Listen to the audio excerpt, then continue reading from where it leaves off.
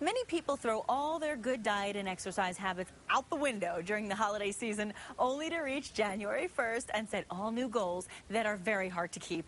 Research shows that nearly half the people who make resolutions abandon those 6 months down the road. But help is on the way.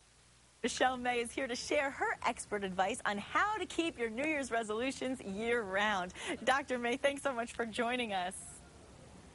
Thanks for having me. Well, I know I'm one of those people who could definitely use your advice because I have a hard time keeping those New Year's resolutions. So what would you recommend so we can stick to our exercise and losing weight plans?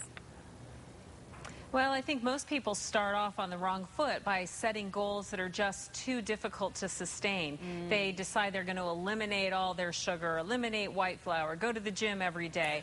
And I think what we really need to be thinking about is how to learn how to eat what we love, but love what we eat and do what we love so that we have a sustainable lifestyle change that we can maintain all year long, not just January. That is a fabulous piece of advice because I can tell you that I am guilty as charged. I said it this week. I don't want to eat the white flour. Same exact thing you just said. So I know that you have the special way of doing things. You have the eat, repent, repeat. So tell me a little bit about that cycle.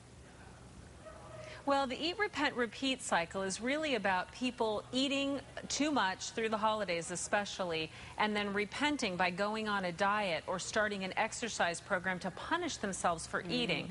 What I recommend instead is to eat what you love what you eat, and do what you love. So let's start with how to eat what you love. Great. That might seem kind of contradictory here in New Year's resolution season, but with balance, variety, and moderation are pretty simple principles. So let's start with balance. Okay. Balance is about balancing eating for enjoyment with eating for nourishment.